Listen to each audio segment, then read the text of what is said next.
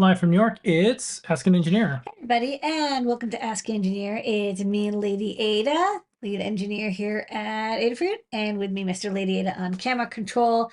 Simon, the engineer, and he's like the founder I just engineer. I just hang out. You hang out here. I just work here. You just work here, but you know what? It's a great place to work because we got an exciting 1 hour coming up with the latest in making hacking news, nudes. Maybe some nudes Yeah. later. Maybe no top secret, but we'll talk about INMPIs and we'll talk about Circuit Python. We'll talk about AdaBox. So we got a lot of stuff going on. Why don't we kick it? Tell them the code and what's on tonight's show. Tonight's show, because we have a lot of things that glows, it glows. A lot of glows. 10% off the native fruit store all the way up to 11:59 p.m. Eastern Time. Use it in conjunction with all the free stuff. We'll talk about that in just a bit as well. Talk about some of our live shows, including Show and Tell. We just got off air a moment ago. Talk about From Desk of Ladyada and The Great Search. Do a little bit of JP's product pick of the week. Time travel, some news, and more. We got some advanced manufacturing, made in New York City factory footage, how we make this stuff here in New York. Some 3D printing. We got INMPI this week. It is layered connectivity, brought to you by DigiKey. We got some new products. We're going to answer your questions. We do that on Discord, adafruit.it/Discord. Go over there, ask questions and more. We get them throughout the show. And of course, at the end, all that and more on, you guessed it, Ask an Engineer. So the free stuff can be used with the code. It glows. What free stuff did you get, Lady Ada? We've got freebies. When you order from adafruit.com, not only do you get to support us, the engineer and person who helps with the show, Mr. Ladyada, but also all the dozens and dozens of people who work for us at the Adafruit shop in Manhattan and all over the world. So please do support us. When you book an order of $99 or more, you get a free PCB coaster with a lovely gold Adafruit logo on it. You get some bumpers to help protect your desk as well. It's great for putting your drinks on.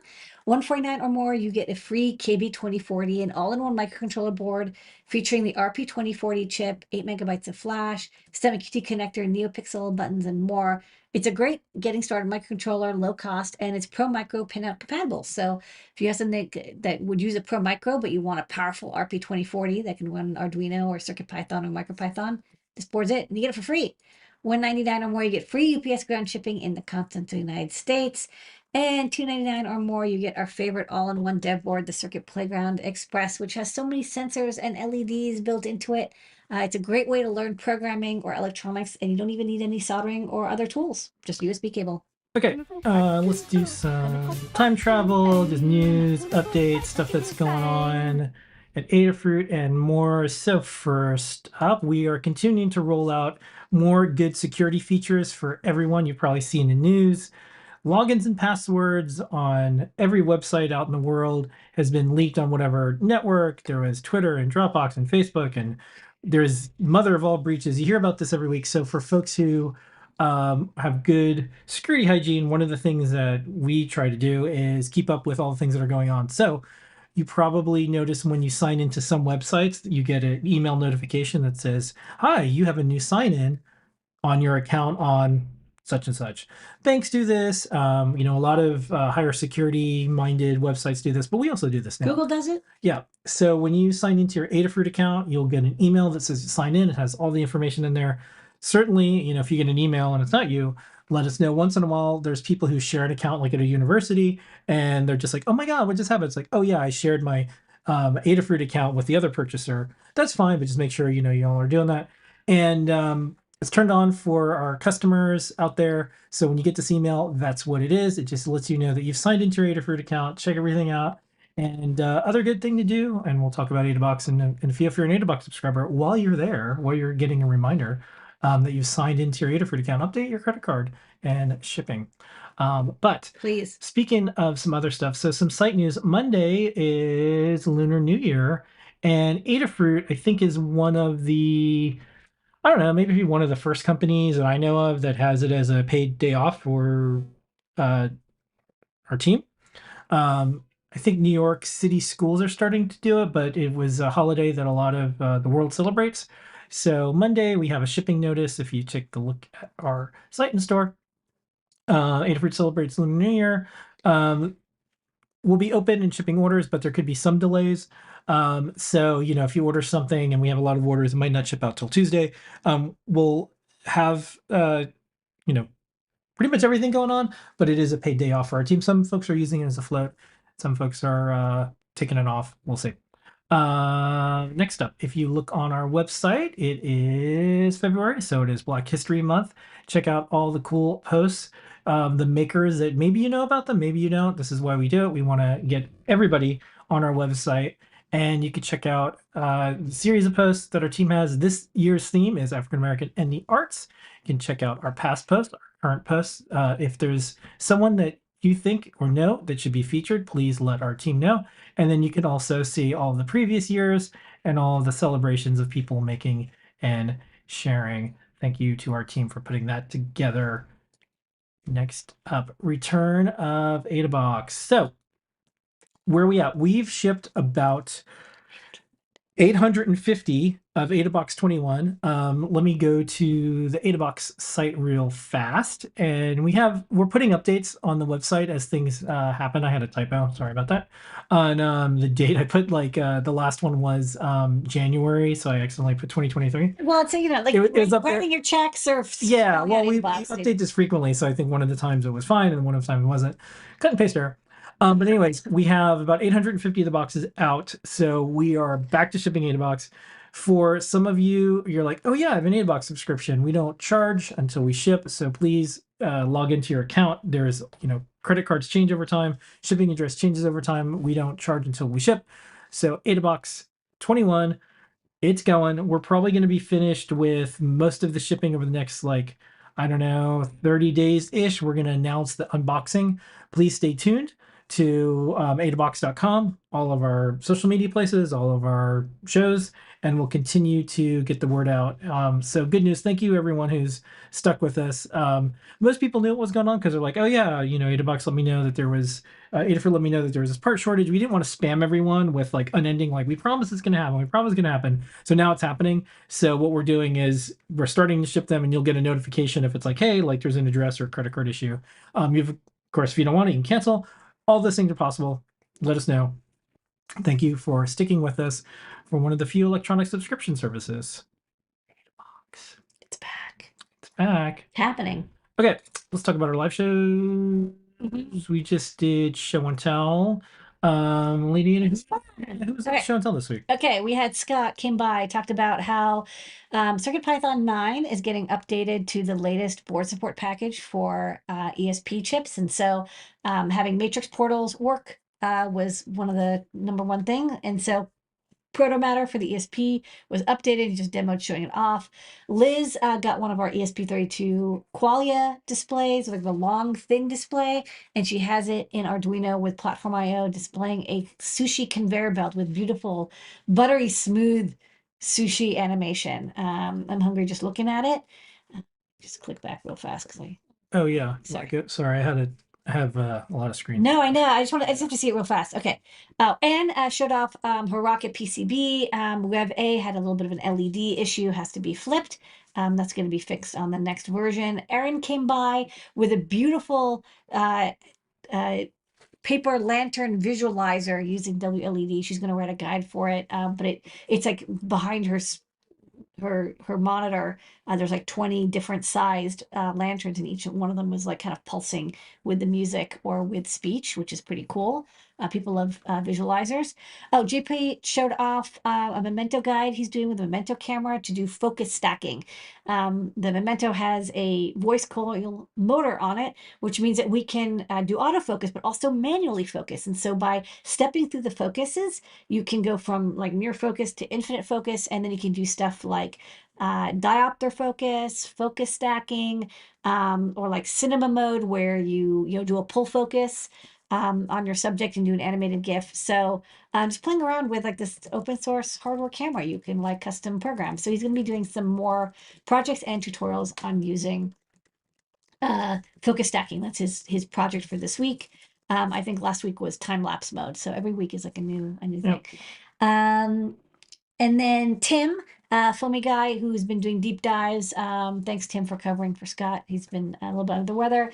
Showed off this week's project, which I thought would be a great way to demo USB host mode. It's a RP2040 Feather with USB host plugged into a keyboard with a 480 by 320 display on it, and he's like got a little text editor going. So it's like an on-the-go CircuitPython text editing computer that is like fully open source, running CircuitPython, and saves files to the SD card. So that's kind of cool, like a little like text editor on the go. A great demo of using CircuitPython with USB host. Yeah. And then finally, we had Nanographs come by, showing off the electron microscopy shop in downtown Portland. I guess it's where you go to get your microscope groomed, tuned, updated, and Portland's hottest club is Microscope. microscope. Microscope shop. It's very small. And then I also showed off some of the boards that they've designed to control microscopes, and gave us a tour of all the little microscopes that they've Yeah. adopted and are rehoming. I don't know. It's like a kennel, but for microscopes. Yeah. Really cool. And if you've watched the show and tell, you've known these makers for a while, so it's neat to watch the arc of this story and for a really cool home for all these It's like a little tiny arc. for these microscopes and more. Every week we do show and tell, 7:30 p.m. Eastern time. Check out Discord. That's where we have the link if you want to join, but you can also watch all of our video places. You can watch any of the archives, and everyone's welcome. You can show and share anything you want.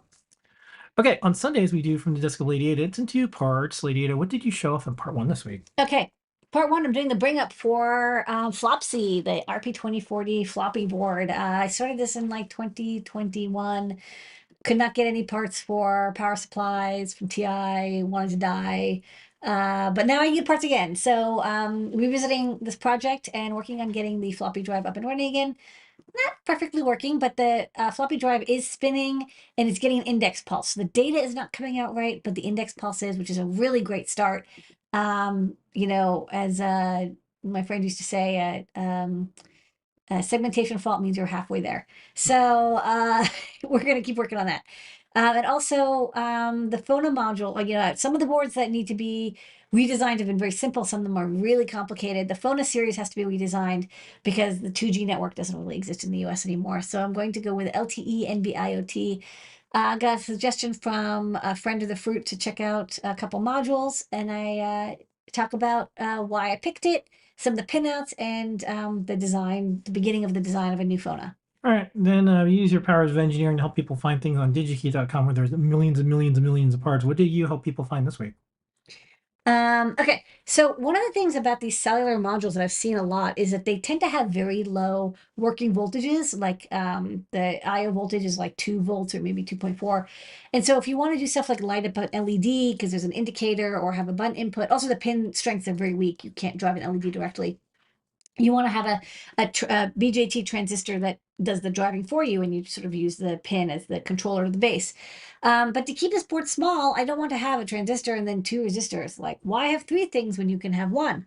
So I talk about pre-biased transistors. You can get transistors that have resistors built in, so you can kind of use them like poof, ready to go. You know, instant gratification. DigiKey stocks a whole bunch, and we show off a couple of varieties, some things to watch out for with different base and emitter resistors, and part numbers that change depending on the package. Oh boy, but we figured it out and got some on order. Okay, and then during the week we do JP's product pick of the week. Take it away, JP, for this week's highlight. The USB host Featherwing. With this paired up with your Feather, you can plug in your sort of normal USB-A cable right into this, and then have a keyboard on the other end, and you're hosting the keyboard, a mouse on the other end, a USB flash drive, which is pretty cool. In fact, I've got a demo I'm going to show. I have a Feather M4. It's on a Feather quadrupler. Using that, I have a little OLED Featherwing. I will use that, and then we have our USB host Featherwing. What I've wanted to do for a long, long time is be able to pick up random thumb drives from around my workshop and office and find out what the heck is on them without mounting them onto a computer. Plug this little USB thumb drive into the host port, and it immediately mounts that and starts reading the contents off for me. So these are just the names of the files that are at the root level. USB host Featherwing with the MAX3421E chip.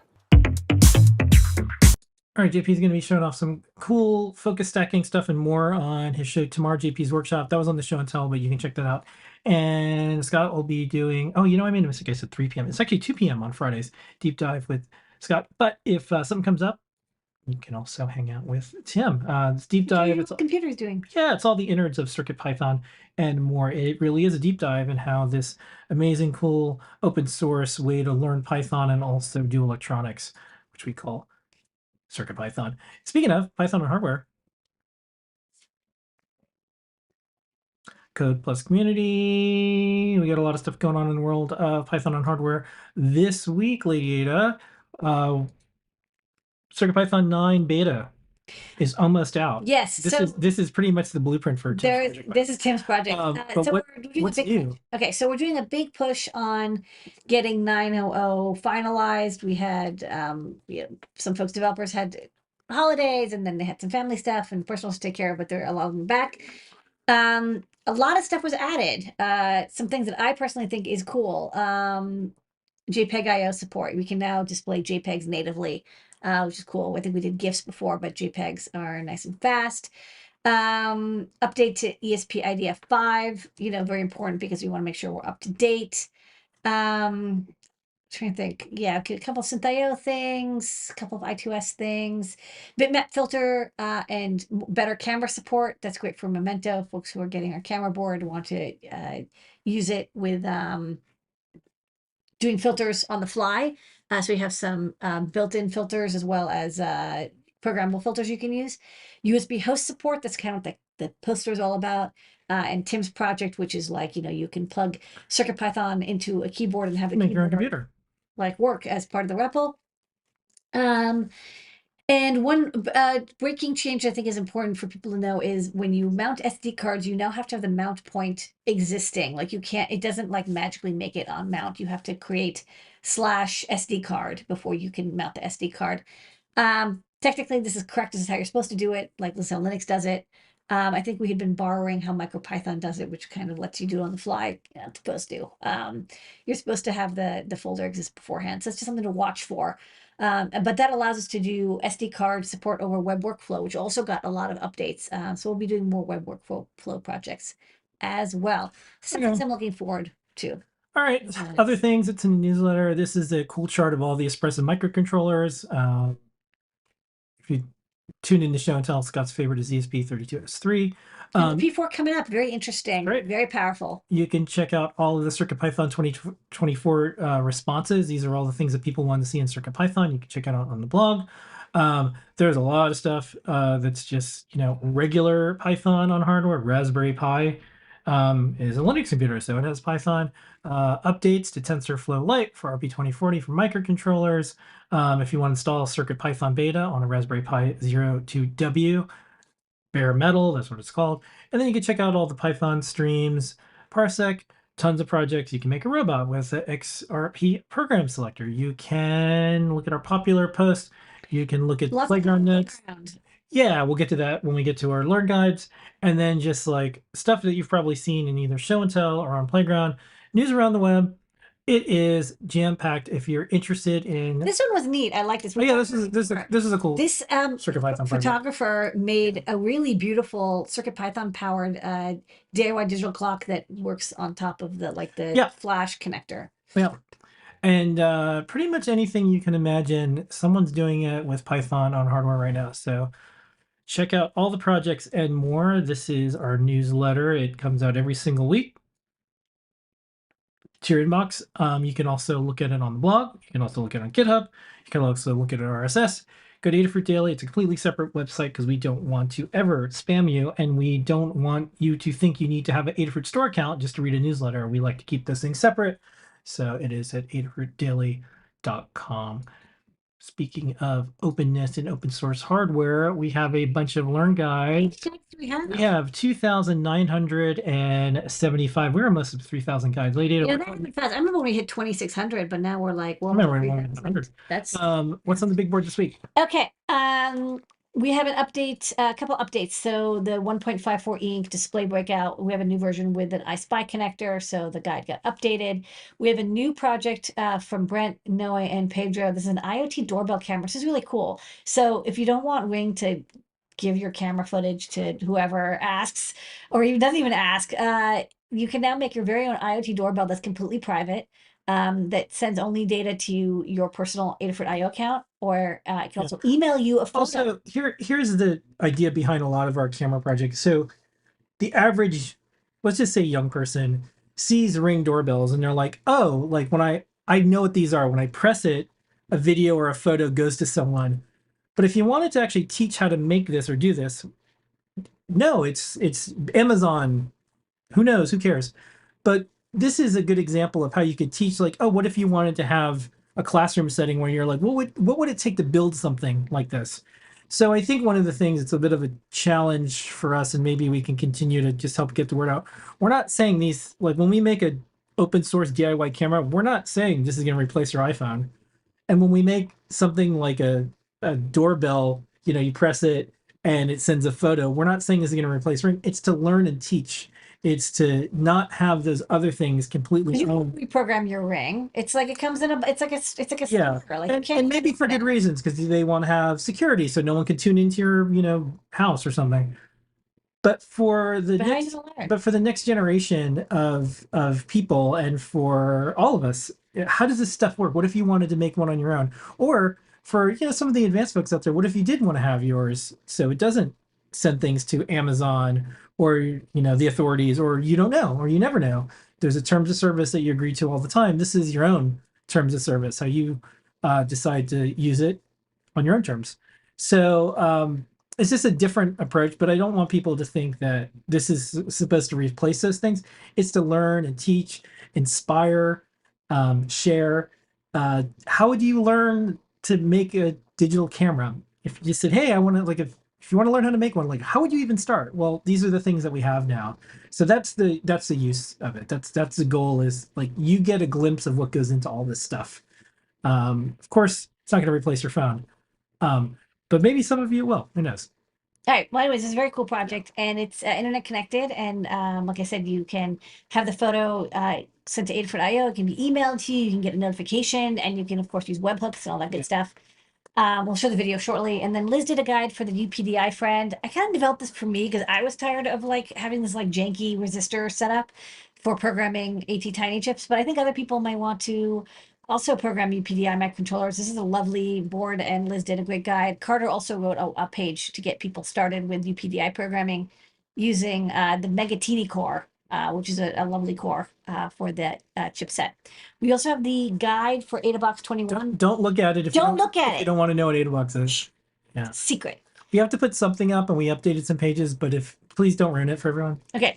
We also have a bunch of updated guides here. You'll see because we have updated the Raspberry Pi instructions for all sorts of displays in our TensorFlow code, because we are making sure that it works with Wayland, I think is the name of it, and Bookworm and the Pi 5. Basically, a lot of stuff changed with the Raspberry Pi 5 and the latest version of Raspberry Pi OS. And to make sure all of our displays work. So you're going to see all these displays get updated. So you saw like, these TensorFlow Lite and the Braincraft hat and the TFT add-on and the 2.2-inch hat. So those are all going to updated. If you've been trying to get those working with the Pi 5 or with the latest Bookworm or Wayland, check out the guides. I think Melissa's done a really good job updating everything. Should be working now quite nicely. All right. Any other guides? I think that's it. Everything else was from the previous week. Okay. And then don't forget, if you want to put a guide up, you can right now. Everybody can. We have playgrounds. So just on Learn. Okay, check out doggy buttons, by the way. Doggy buttons? Yeah. This is so cool. So this person made buttons, like 3D printable buttons that their dog can. Yeah, press. there's a lot of TikTok videos of these you can buy these. Yeah. And it'll say like outside now, good dog. Yeah. But this person showed how do you make your own, which I think it's Which is cool. You can customize a little bit more. Yeah. But like once in a while, the dogs are not happy they're just like sad, Really? sad dog. Sad dog is like, Oh, ugh. they keep so Yeah. sad button. Yeah, but check Maybe this. because they want like hugs and kisses. And Yeah. like that's how you get them because you say you're sad. Yeah, but I've seen some of these videos. But do check this. Like Playgrounds has taken off even more than we expected, which is really good. It's one of the only places where you can publish your works and you don't have to worry about ads being on there or tracking, No ads. and no one has to log in to see No all the interstitials. steps. No, it's So always going to be free and always open. It's the place on the, if you like Adafruit style stuff, this is one of the places that we get a lot of requests. It's like, I'd really love to use the learning system, and we're like, well, that's for our authors and everything. So we made a way to have the world use parts of it. So Yeah. check it out. You'll also find a ton of cool projects. We're adding more stuff all the time. We'll be adding search soon too. Yep. I know people are asking me. For Yep. now, you can use Google and just say site Adafruit Playground. Yeah, we're getting there because there's a lot of things that go into that. And check it out. We're up to over 300 guides already. And of course, check out Learn. We're almost up to 3,000. I guess 3 is the theme. Let's do some factory footage.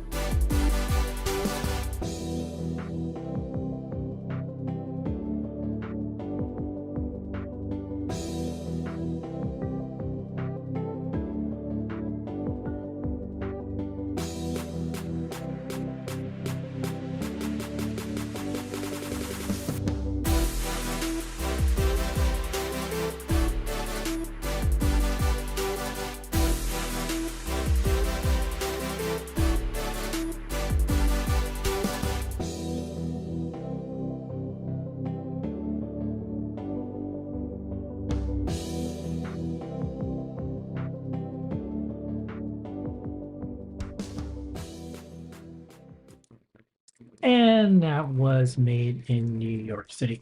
Let's do some 3D printing. We're going to play these videos back to back. One of these is the DIY open source camera Memento as a doorbell photo taker and more. And then we're going to do a speed up. Take it away now, Pedro. You can build a DIY IoT doorbell camera with Adafruit's Memento and CircuitPython. This project takes a picture whenever the doorbell is pressed and displays it on an Adafruit I/O dashboard that can be accessed anywhere by computer, phone, or tablet. The Memento camera board has everything you need to make an internet-connected camera project. We 3D printed the enclosure to fit the Memento and a mini LED arcade button and based the design on commercial video doorbell cameras. Like most of our enclosure designs, all the parts snap fit and are printed without any supports. And because it's a camera, we made sure to add a threaded screw adapter so it's easy to set up on a tripod. Featuring the ESP32S3 module, you can run CircuitPython code and send images over Wi-Fi to Adafruit I/O. The CircuitPython code connects to your Wi-Fi's SSID and uses Adafruit I/O to send image data to a camera feed. Unlike other doorbell cameras, pictures sent to Adafruit I/O are stored on a private feed, so photos are only viewable by you and never sent to third parties. We think this is a great example of how you can use Memento with Adafruit I/O to display image data on a custom dashboard that you can access anywhere. With Adafruit I/O Actions, you can receive email notifications whenever someone rings your doorbell, making the experience more immediate. You can also customize the email subject and message to display exactly how you want. CircuitPython and Adafruit I/O make IoT projects easy for folks to get started with IoT hardware. The enclosure design is open source and free to download. We also have a 3D model of the Memento dev board so you can create your own projects. We hope this inspires you to check out Adafruit Memento for your next IoT camera project.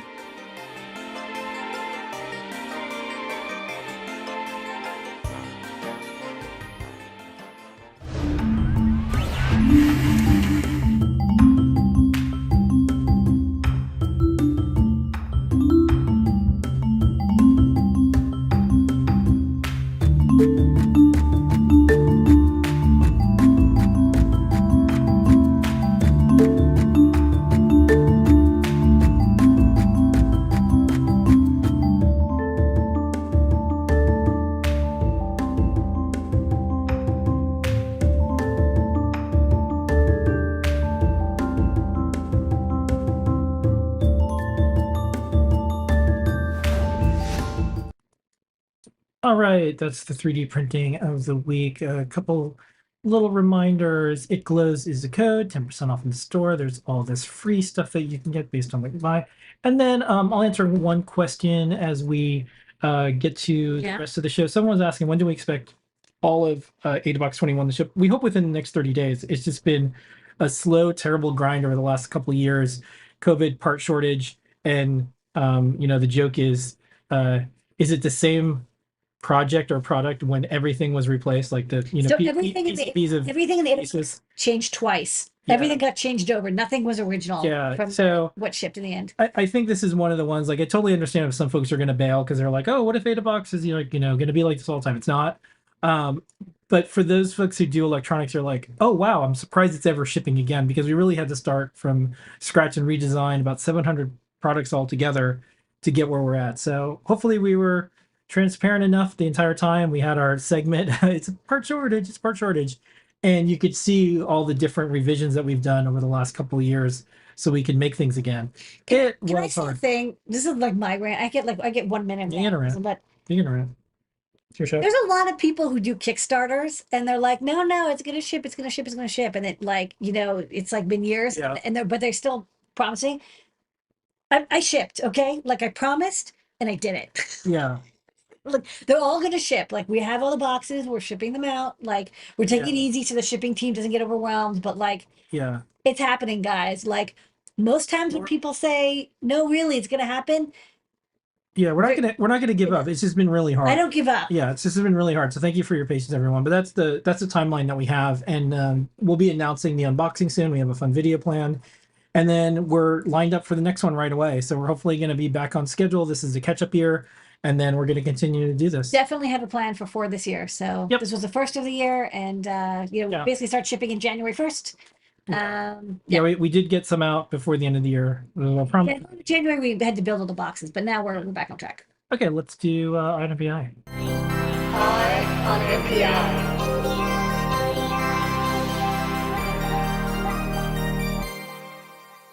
INPI brought to you by DigiKey. Thank you, DigiKey. This week it is layered connectivity. Yes. Ladyada, what is this week's new product introduction? I'm glad you asked. Okay, so this week it's actually kind of a collaboration. This week it's the Sarah NX040, which is a combination of the NXP SR 040, which we'll talk about, and our favorite, the Nordic NRF series, the NRF52. This is the 833, which is actually more recent than the 840, I believe.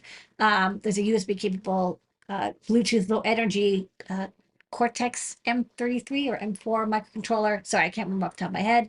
Of course, with BLE and the ultra low power and great range capabilities and programmability of the Nordic series, teamed up, as that's the main core, teamed up with the NXP SR040, which is an ultra wideband radio front end that can also do, like, we'll talk about it, like various positioning, and then layered connectivity. Put this all together in a certified, ready to pick in place antenna-ified module, so you can get started with ultra wideband projects really quickly. Okay, so ultra wideband, what is that? Well, it's like those pants from JNCO, right? They're like ultra wide leg. These are ultra wideband. This is a radio system that blasts data over, you'll see, like a gigahertz wide bandwidth, and it can transmit and receive data, and it's not the same as Wi-Fi or Bluetooth, which is like 2.4 gigahertz, and it's not LoRa, which is usually like 900 megahertz or maybe 433. It's much higher frequency, so it's very short distances.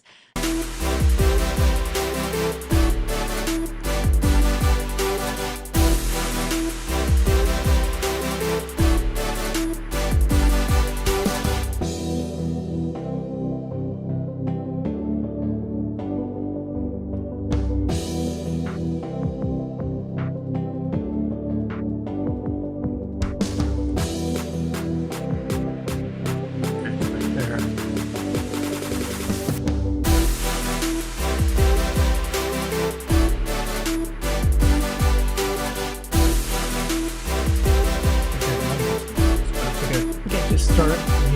Yeah, can you just click on that ultra wideband? Okay. Oh wow. Wow. I kept this sound on.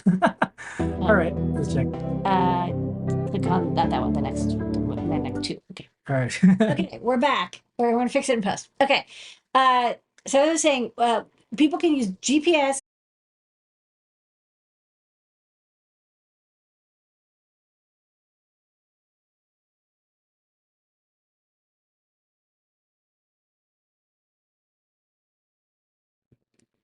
Okay, I believe we are back. Sorry about the internet connectivity stuff, folks. A little weird. Usually our network's pretty good. But Yeah. do we give up? Never. No, we're not gonna give up. Okay, Okay, can you let's go go back down. to okay, let me do I'll start over from this one. Okay. You guys get to hear it 3 times. Okay. It's mentioning with ultra wideband specifically for doing small scale location because if you want to do geolocation with GPS or you want to do cellular um, triangulation with like cell towers, you have to be outdoors, you have to have network access, or you have to have a GPS fix. So you have to have like good connectivity to the sky or whatever. And you can also get 10 meters best range. You can also do Wi-Fi or Bluetooth Low Energy time of flight detection. That'll get you a little bit better, but it's still going to be like within a meter or two. Also, usually you can't tell which direction. You can just tell like overall distance, like, oh, it is you're 10 meters away or 20 meters away, but you don't know exactly where within a 3D space the target is. And then with ultra wideband, what's really neat is, especially if you have multiple anchor tags, you could actually do centimeter level indoor positioning, where like within an indoor space where you don't necessarily have, you can be in a basement, you can be in a tower, whatever, or you can do it outside, of course, but specifically indoors, it's great. You set up multiple anchor tags and you can detect where in 3D space objects are within that space. And this ultra wideband is one of the few technologies that can actually do that kind of positioning, that kind of precision indoors. Okay. So it does this, basically by sending data and then looking for the bounce to apply, kind of like anything like time of flight or distance detection with other RF signals. So that's not unusual. But what's nice is because it's ultra wideband, it's got this extra bandwidth because it's a high frequency. It can actually do a little bit more security. So instead of just sending like a random ping, it can do like challenge responses or encryption and have packet data that's a little bit more complicated than just like a simple like echo ping or advertisement like in Bluetooth Low Energy, which means it can be more secure. And so I actually did a little bit of reading about like how the ultra wide, bandwidth with that ultra wide bandwidth location works. And what's neat is the data is sent and it's like this beautiful sync pulse, and the pulse shape is like tuned in a way so that you get no frequency outside the band. So yes, it does use this ultra wide band, but the energy level overall is quite low because it's spread out over this wide frequency. And because you have this wide frequency, and you can detect, pulses in the different parts of the frequency band that you're transmitting in, if you do have bounces or you have something that is opaque or transparent to a certain frequency, other frequencies might be able to get around it or through it. And so part of the calculation you have to do with ultra wideband is managing the reflections, because you're going to get like a direct path bounce, but then you might get reflective bounces, and then you have to do the math to figure out like, okay, well, based on the frequency and which pulse and the data, like what is the actual distance and where are you with relation to the other ultra wideband module that's like transmitting or receiving the pulses. And that's what's really nice about the NX040 is it does that all for you. So you don't have to do the math and calculate and figure out like, all this, the correlation of all the symbols and data that you're getting. Once you've synced it up with the transmitter, so it all has like the same security key, it'll just tell you like magically like, hey, here you are with X, Y, Z coordinates. Okay. There's basically 2 ways you might want to use ultra wideband. There's the single-sided. So this is 1-to-1, and you have a transmitter, say your car, and a receiver that could be like a key fob or a phone in your pocket. And this doesn't do very detailed triangulation. Like it can usually, it can definitely do distance, and it can usually do like basic direction. You're going to get like maybe X, Y, or probably not going to get X, Y, Z coordinates, but it's good for detecting when somebody is nearby and how close they are. And then there is the more advanced difference of arrival calculations. And a lot of people, when they talk about ultra wideband, this is what they mean. You would set up anchor points. In this case, in the bottom left, you see like A1, 2, 3, and 4. And those are transmitters or receivers that are looking for signal coming from that cell phone that's kind of wandering around the 3D space. And by taking those 4 bounces of the signal, it can calculate where in 3D space that cell phone is. And so this would be good if you're like, oh, I have a, event space and I want to track where people are within that event space, or I have assets within a factory. I want to know where that asset is. This is where you'd use time difference of arrival. So 2 different use cases. The previous one tends to be used for like detecting when somebody is nearby for like security purposes. You want to unlock something because it's like, oh, you've been authenticated and you're nearby. This is a nice comparison from NXP showing the accuracy. They didn't even show GPS or cellular, but that's also in the range of 7 to 10 meters. But ultra wideband, one of the nice things because of that high frequency wide bandwidth, and the high bandwidth of data and the smallness of the waveform, you can do much better time of flight detection. So originally it was for item tracking, but what's interesting is the new use case, and indoor navigation. But some new use cases that are coming in are smart building services, so detecting when a person is at the door, it automatically unlocks, or hands-free payments. You don't need to take your phone out and touch to pay. It just knows that you're walking by and you're authenticated already. So like we're talking about how in New York City that when you want to go through the turnstile, you have to put your phone on the tap to pay to go through. But wouldn't it be cool if you just walked through the turnstile and it was like, hey, I can detect that you have an ultra wideband capable phone. It's, you're within 4 centimeters. I know that means you're within the turnstile. I'm going to let you through. So car access seems to be another technology that's picking up ultra wideband, especially as cell phones are starting to add ultra wideband technology, because people tend to have their cell phones and may not have their car keys. And what's nice is that ultra wideband isn't susceptible to the relay attacks that have been like really like a plague on cars. This is like a kind of a famous clip of somebody who was caught.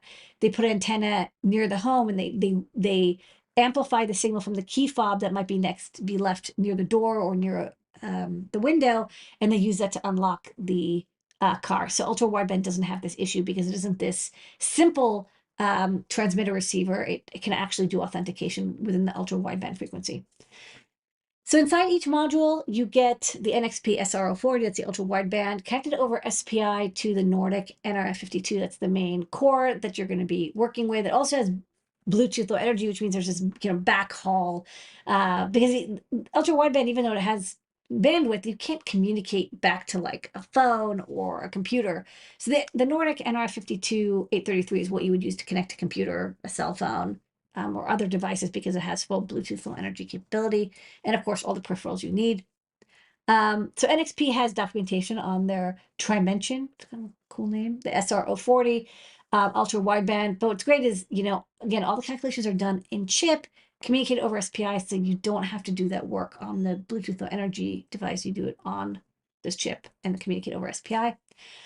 There's 2 versions of this module. This one has 2 antenna ports, so you would use a normal 2.4 gigahertz Bluetooth antenna. For ultra wideband, you'll want to pick up, Laird has the matching nano wideband antenna, which, I'm assuming when they do the authentication, the certifications for the chips, they use this antenna, so you get to use their certifications. But check out the documentation for that to make sure. But you plug in this antenna, now you can, even if you're in an enclosure or you want to have better range for the ultra wideband, because one of the trade-offs is ultra wideband, because it's a high frequency, doesn't have as much range as you're going to get with 900 megahertz or 433, of course. Both modules are pick and placeable.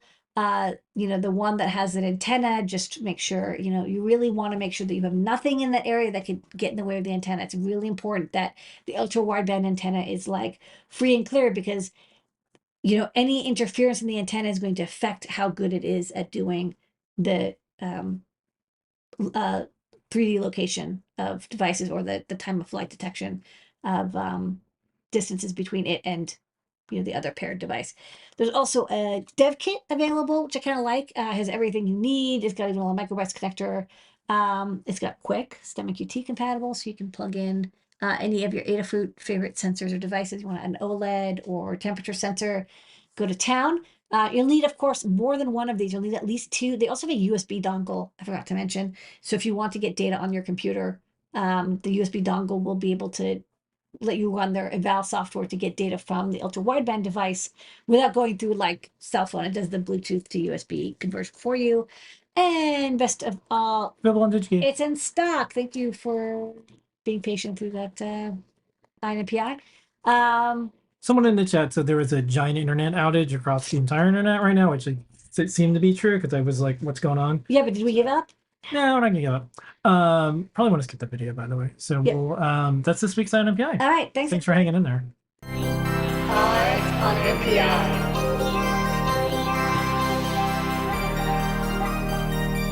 Okay, we're gonna go to new products right away. Don't forget the code is it glows. It's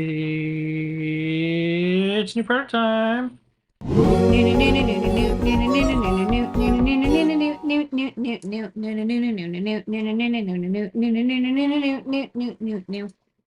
Okay, we got an update. The TFP401. Hard to get for a couple of years. We finally got a shipment of these chips. Thank goodness we're ready to put these back in stock. We have an update to this board since we were updating it anyways because we had to change the backlight driver and a couple other chips. We have a STEMMA QT connector if you want to reprogram the EDID. This is a touch capable USB and HDMI to RGB TTL converter chip. Great for just turning a normal TFT display into an HDMI monitor. All right, next up. Nudes. We want nudes. We got nudes. More nudes. Green nudes. Yeah. We got blue nudes. Let me go to this. Blues. Blue nudes.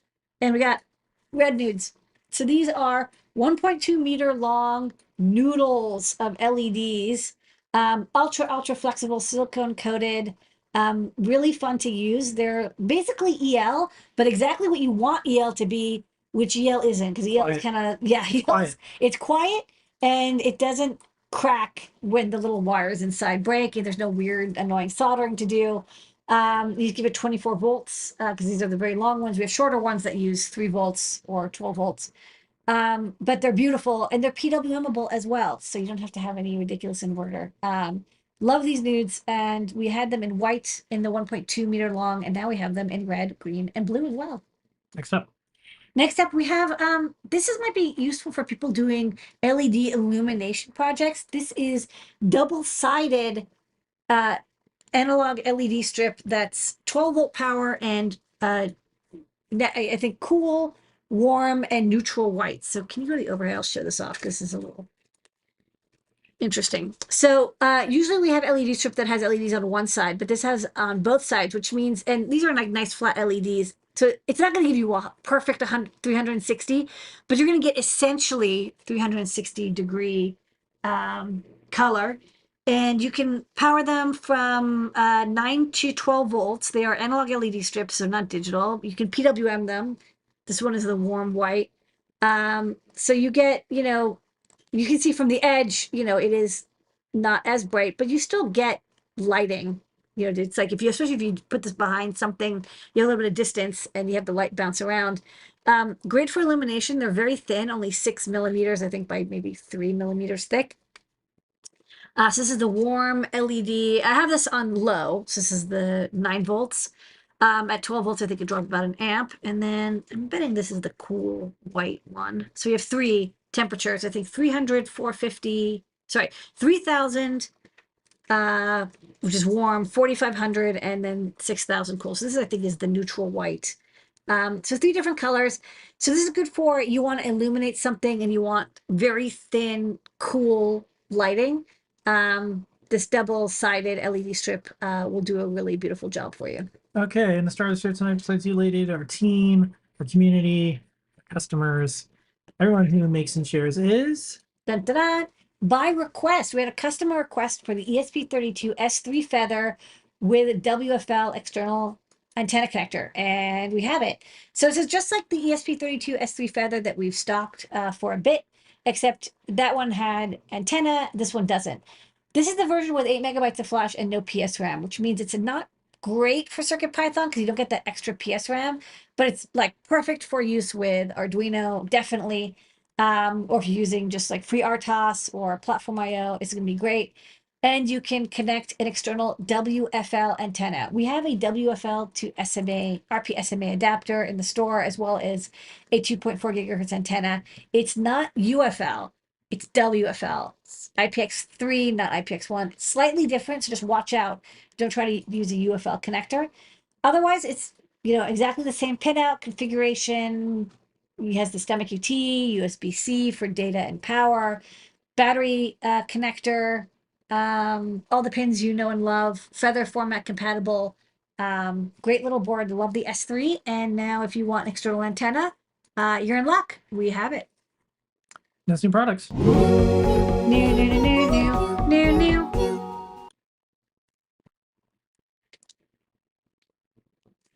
Okay.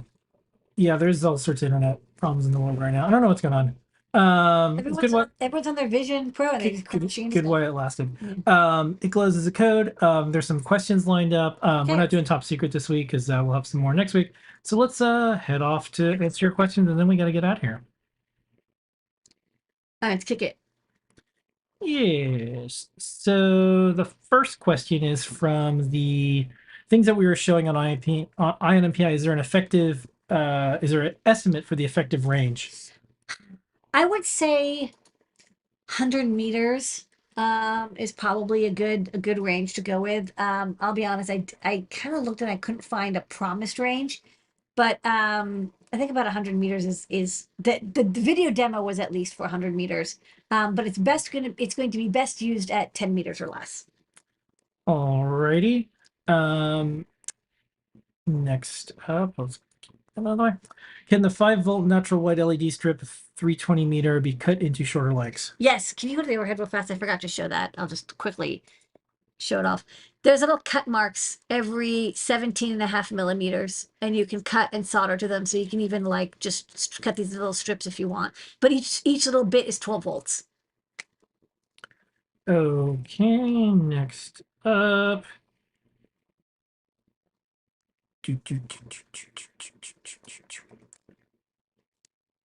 You sell a few GPIO expanders between the PCF 8574 and the MCP 2317. Do you have a favorite for usage, reliability, speed? I'm using ESP 32S3. I don't want to solder on the main ESP board. Just use the expander to read input changes. Thanks. So for just inputs, any of them will do the job. I do like the MCP 23017. It's a classic, and it's got built-in pull-up capability. It's got interrupts, and the board's easy to use. That said, all the GPIO expanders we have will do button inputs, but some of them require the buttons to be pulled down only. Like when you press it, the button goes to ground. And so the MCP 23017 is the only one that's like truly flexible in whether you want the button to be up or down. The only thing is it only has pull-ups, not pull-down. So keep that in mind. Okay, during show and tell, JP showed off the manual focus. Is there a manual exposure setting? There is. And not only that, but you can lock the exposure and white balance, which we do in time-lapse mode. So check out the camera demo. There's a little function. I can't remember the name because somebody just asked me. It's called like get exposure settings, and then you get a dictionary of the setting. Like we don't know what the numbers mean, but you get the numbers, and then you can save them and tweak them and adjust them. That'd be cool. And I know we're not going to have time to do it because we have to run a company, and it's just hard to do this type of thing. But what would be cool is if someone ever wanted to do like a book or a website about exploring photography, digital photography, like you could actually talk about how all this stuff came about over the years from analog to digital photography, and then actually show with a real camera, the Memento, how to do that. So it's like, well, when would you want manual exposure on a digital camera, and what is manual exposure, and how does light work? And then you could actually show it with code as well. That'd be kind of cool. It's too comprehensive. It would be, a million pages, like a history of photography, but you would actually know how this stuff was built. And that's a good example. It's like, okay, you could do manual focus. What does that mean? You could do manual exposure. What does that mean? And it would be like an encyclopedia of. None of this stuff is documented. Like we just figured this shit out by like reading random drivers and like just poking at different numbers. So yeah, it's fun. Okay. Who writes your music for the opening? So Dan on our team does, or myself we do the music. So thank you so much for noticing. We try hard. We like cool I music. hope that's Dan actually logged in and being like, hey, who's the cool dude who Yeah. does the Where to get a Raspberry Pi 5? we have Raspberry Pi 5s and we actually Yep. do releases every Make sure you have an few days. Adafruit account. Make sure you have two-factor authentication. Sign up for notifications. And unlike Check our Pi locator. lots of other places that are still on back order, we only ship what we have in stock. We so shipped you we you will shipped a get them. bunch today. Actually, we shipped 300. So yeah. Do you have a sensor that can give a processor that can read ANT plus protocol? You know, I don't actually. I don't think we stock anything that does ANT plus. Maybe Nordic, maybe the NR52840 does, but we haven't. It's not in Arduino or CircuitPython. I don't think. For the link to get a Raspberry Pi, just go to adafruit.com and type Raspberry Pi 5. And you'll see it right there, and you can sign up when it gets in stock. But just make sure you make an account, have two-factor authentication, Yeah. because there's people who are trying to buy a bunch and sell them Yeah, they go at higher fast. prices, and we found a way to avoid that. Okay, them's our questions. Okay, perfect timing. Thanks everybody. All right, thanks for sticking by us this week. There was some internet outages, but we have two providers, and I switched to the other one. You can hear me frantically go like, "Oh no!" So our Wi-Fi is on one, and our Ethernet's on the other. And if there's an internet outage with one, we can sometimes keep it going. So we've had some standby music, and that's how it goes in the live. You got to use the standby Got to use a standby graphic. which we don't like to use, but once a year. Yeah, hopefully this is it. Hopefully that's it for the We'll say year. we'll also check our network stuff here. We'll say thank you so much, everybody. Don't forget the code is it glows. Thank you, Justin May behind the scenes, who's helping out in the Adafruit Slack and customers and more. It's probably DNN. This has been an Adafruit production. Here is your moment of Xener. Bye everybody.